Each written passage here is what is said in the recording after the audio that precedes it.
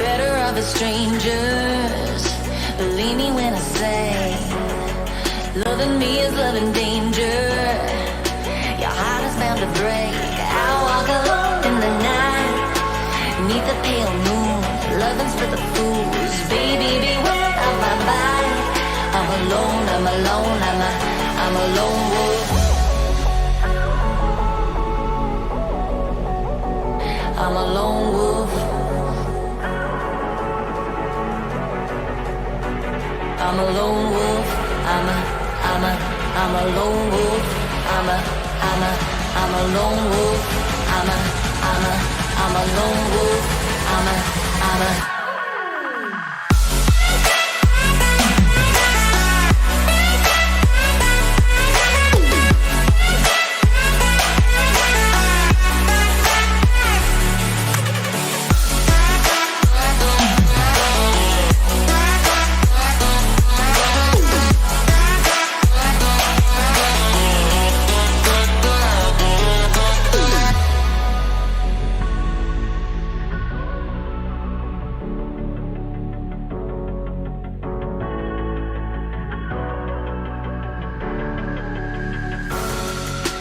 creeping through the shadows and the corners of your mind. I go where the wind blows. I run but I don't hide. I hear the call of the wild, whispering the name. No, I can't be tamed. My heart belongs to the night. Alright guys, I know I cut it short, but just before I do, actually, let me get a drink. We are going to watch Inside Star Citizen. I haven't seen it.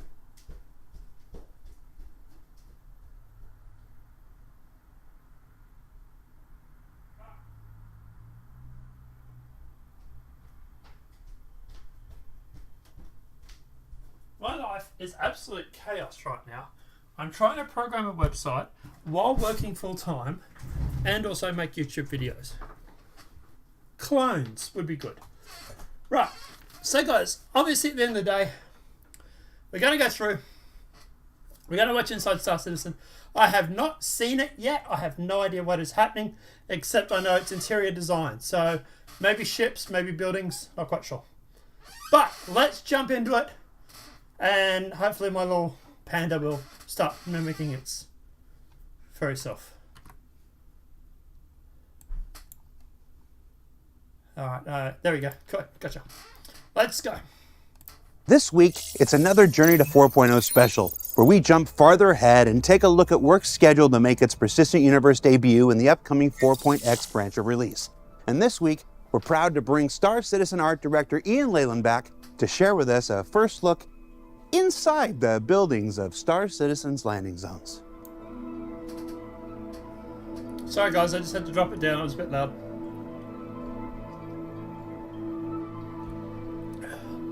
So building interiors is something we've always wanted to do, you know, Okay, because buildings. of Gotcha. Right, building you know, interiors. we've had Got it. cities in the game for a while. We have many cities, we have many buildings, therefore we could have many interiors. It's a perfect. I will say, I love this idea of putting buildings and interiors in the game, right? There is, like he said, there are so many buildings, you know, and let's face it, look, as much as we love Star Citizen and as much as the universe is expanding, let's face it, there's still a lot they could do. For example, what about a Black Vault? Right? Somewhere in Pyro, for example, where pirates have a private bank that is for criminals only. You know, something like it was in Farscape, where they go and rob it and they pick up those spiders and it eats Moya. But like I say, yeah, a place where criminals go to put their money or their valuables, and you basically can do like storage stuff in these black salts. You know, like there's so many options that they could do. You know, like gyms, they could do bar. Well, they do bars already, but yeah, office work, office areas. You know, more shops, more food vendors, theaters, movie theaters, stuff like that. They don't have to be functioning, but they can deck it all out so that we could use it for like FPS. So, like I say, I'm all for interiors. There's so much that they can do. They could really, really expand on this. opportunity to put in a lot of play space. Now, with the players flying around these buildings, they've been largely urban landscapes, fairly uninteractable. You know, we've done a few landing pads to get the players in and out there, but really the real good stuff was on the inside. So up until now, we've been on the outside wondering about the inside, and today we're going to talk about the inside, looking outside.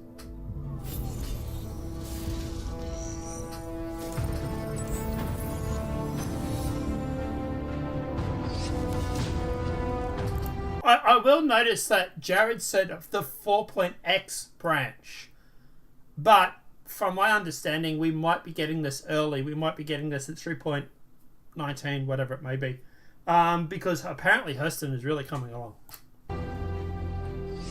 All right, so we're building interiors. The way in which we approach the concept development, now this was just a pure blue sky ideation phase, and the idea was to create inspirational material to use that as a content to inspire conversations, to find out what do we want to do for the game, what is cool. Like another building that they could add for the pirates, for example, is a cryogenics facility where they store prisoners. Not suggesting this because it's in my machinima and it'll make my job a lot easier, but for example, so in the machinima, I can tell you guys this. There is a site called the Ark, where certain people will hold other people as prisoners, but in cryogenics.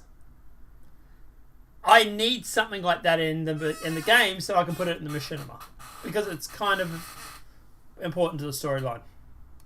Stuff like that. There's so much that I can do. Guys, hit me up in the comment section below. Let me know what you think for buildings. What would you like to see in Star Citizen for buildings? Like, obviously they're building parks and stuff like that, but like, yeah, just like shoot off some names, and who knows, maybe CIG will see it and I'll put them in. Can't hurt. All for the game, and use that as the initial springboard for the conversation. So what we'll be looking through here is a presentation of blue sky ideation, primarily used as a springboard to start conversations with Chris, with the design director, and the game director, to understand what do we want to put in the game, what could be cool for the game, and we use that as that initial inspiration point.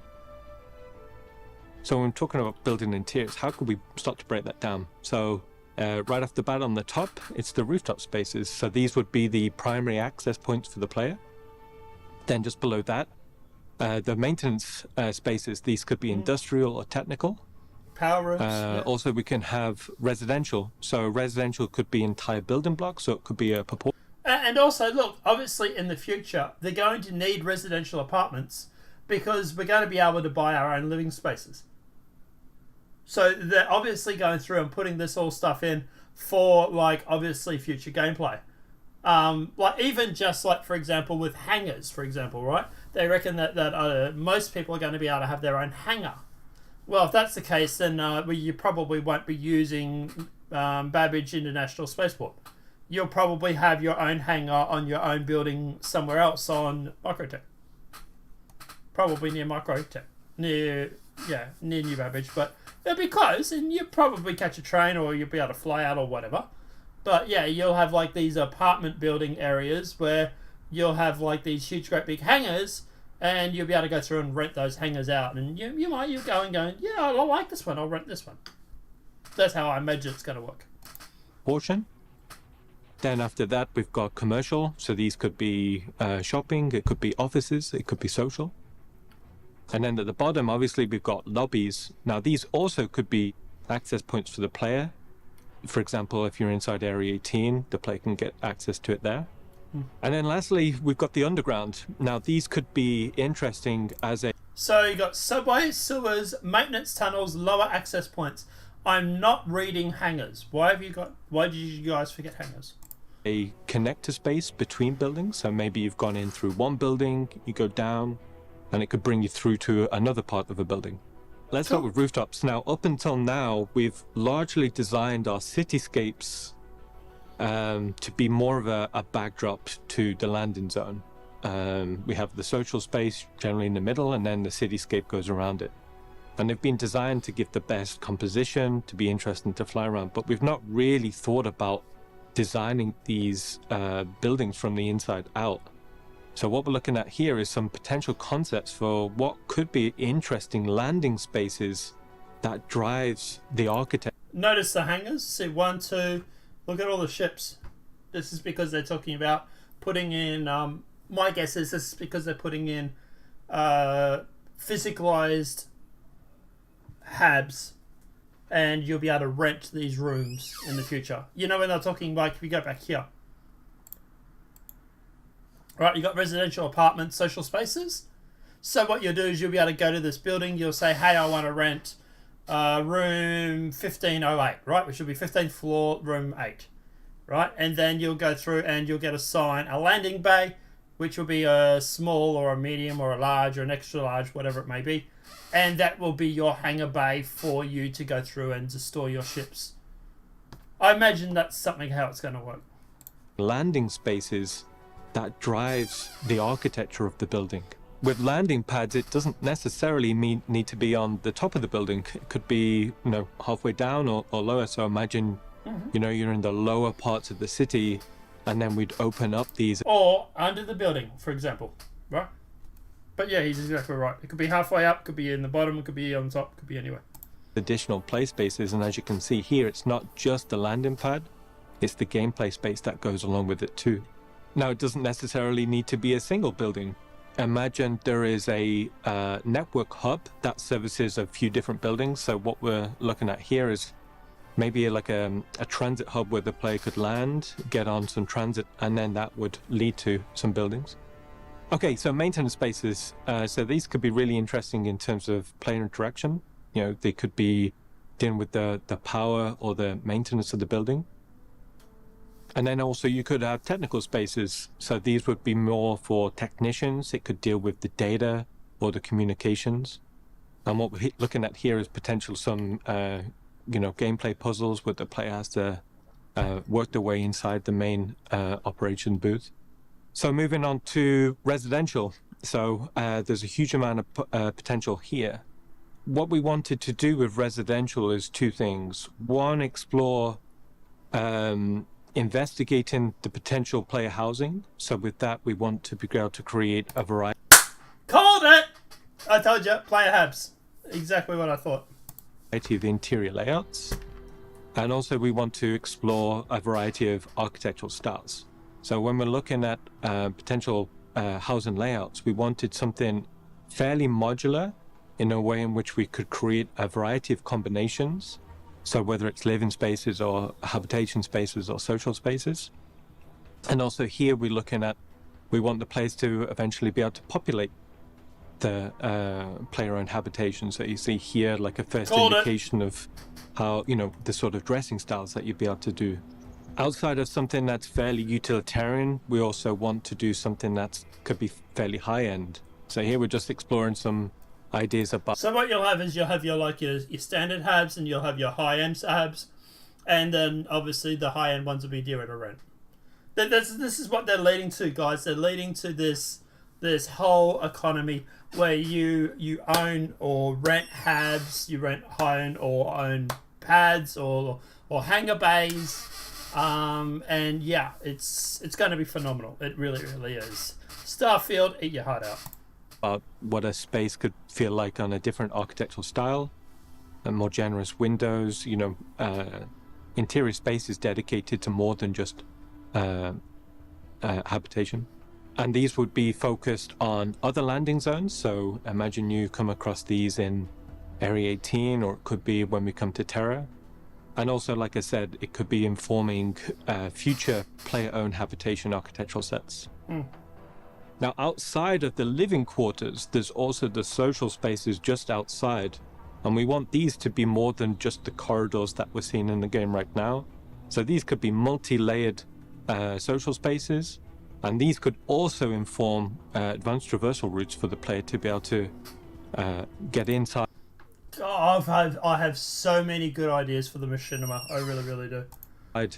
these habitation rooms.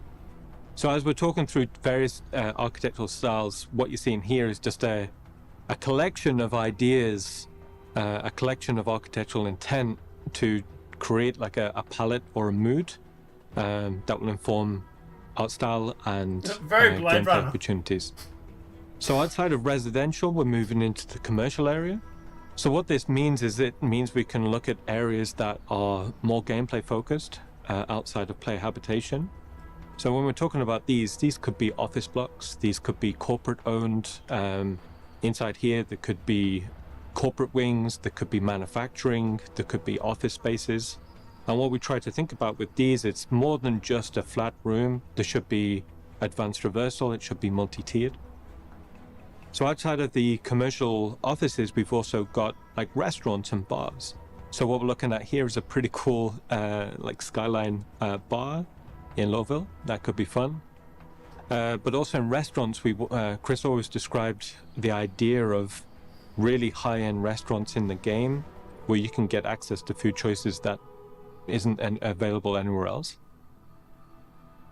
So right at the foot of the building, we're going to start talking about the lobby. So as I said before, these are going to be access points to the player, but also we can do more than just a standard foyer that we're seeing in the game right now. So this sort of space we're seeing here is, imagine there's an underground transit network, and that transit station feeds a network of building lobbies. So these could be... This is going to be so freaking epic. I can just see it now. Right, you're going to be at Hurston, you're going to come out of your hab, you're going to get out of bed, you're going to go in, you'll probably make your breakfast. Right? You'll go outside, your mates will be sitting at the social space, or maybe your mate's come over and he's in the lounge room or whatever it may be, right? You go outside in the hallway and there's like a social space out there, maybe even. You go down the elevator out to the lobby, meet your friend there. Maybe you'll go to the restaurant and maybe you'll have something to eat for breakfast there instead of cooking. And then after that, you'll then go into the subway, catch the train, fly over in the train to somewhere else, and rinse and repeat. It's going to be frigging amazing. It really, really is. And it's giving me so many ideas for the machinima. But... social spaces. These could be really good combat spaces. They could have access to mini restaurants or bars or facilities. And we're just showing that in a variety of art styles. So one's a fairly low end, one could be fairly high end, but the infrastructure is the same. So as we're exploring art style opportunities, this then drives where it would be appropriate. So some would be more appropriate in somewhere like Area 18, some would be more appropriate in somewhere like Horizon, and obviously some would be more appropriate for future landing zones like Odessa or Prime. And also when we're talking about lobbies, again, what we're trying to do is we're trying to describe multi-layer traversal spaces. So in these illustrations, you're seeing a variety of routes to then help inform the initial conversation with level design. Now, finally, we're going to talk about the underground. Now, this is, I think, one of the coolest spaces. So rather than just focusing on the positive axis of the building, we're going to look at the underground. Now, what this does, it means we can access a whole area of play space that doesn't need to be contained inside the building. So within the lobby, we want the player to start to traverse down into these spaces, and these could be underground transit networks. They could be abandoned underground transit networks. This then could drive potential racing opportunities. So when we was doing this, we thought, it'd be really cool. Like, what would it look like if there's an underground street race going on there? Also, there could be traversal. These art designs look epic. They absolutely look epic. They really, really do. I am loving everything here at the moment. There's opportunities. Like my only issue is when is this coming out? Like it's the age-old question of when, right? Like, do we wait for them to fully implement all of this stuff and maybe get it in 4.3, or do we get it in stages like what we did with Lawville? You know, that's the catch. Like I said before, if the player wanted to go into one building, down, and then through, and then up into another building, what would that traversal network be like? Especially if we're thinking about if it's an older part of the underground of a city, maybe it's less used, you know, people have built up, that would instantly inspire a whole bunch of traversal and investigation missions there.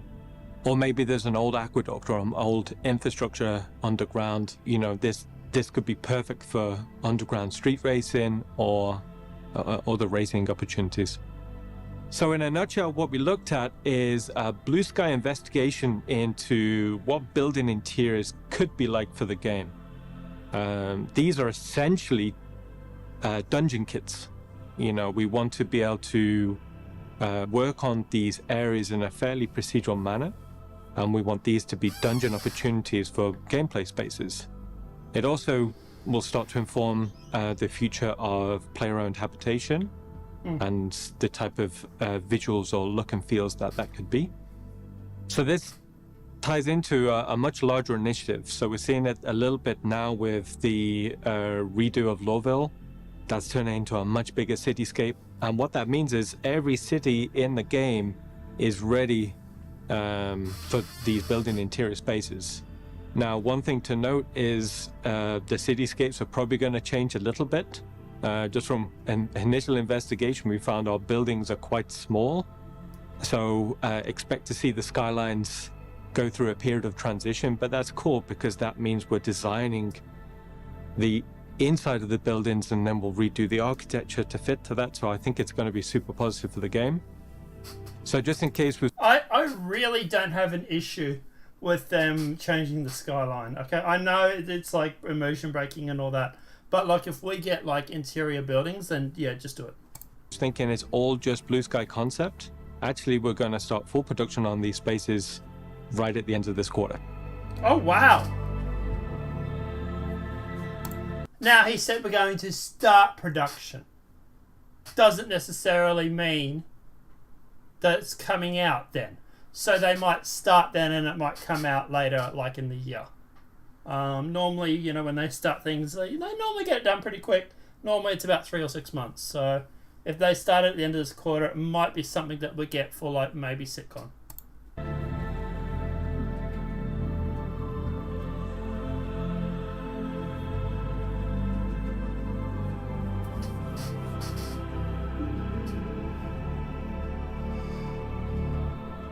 So, what did we learn this week? Well, we learned that much like the new underground facilities we showcased before, building interiors will be a new series of modular set pieces enabling a whole host of gameplay opportunities, from trade to exploration to combat and PvP and much more. And that, much like those new UGFs, they're going into production now, and in fact, by the time this airs, will already have started. And that the Journey to 4.0 may have Pyro at its center, but it will still continue to evolve all aspects of Star Citizen and the existing persistent universe around it. Now, we'll be back with more Inside Star Citizen next week. But for our Journey to 4.0, I'm Jared Huckabee, and we'll be back in about a month or so with our next big look forward. See you then. So it looks like they're going to go through probably once every month or so and do the whole Journey to 4.0, and then the other weeks will be just like, you know, what's happening in the next patch. I like that. I like that idea, actually. Guys, I don't hate anything there. I want it now. Yeah, I love it. The art concept is phenomenal.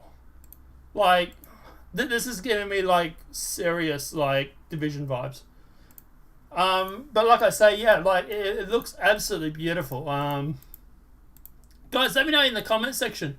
What would you like for interiors? What is there anything they didn't mention or anything they did mention? Let's start brainstorming, because I'm gonna hit this guy up about my idea for my frozen popsicle stand. I'll tweet at him, and maybe we'll go through and I'll also include some of your suggestions. Look, no guarantee CIG will read it. No guarantee CIG will take any notice of it. But, hey, let's see what we can get and do what we can. But guys, let me know what your thoughts are in that comment section below. Obviously, this video has been helpful. Please smack that like button. If you're new to the channel, welcome and subscribe. Apart from that, guys, I will see you in the next demonetized video from YouTube. Have a great night and enjoy.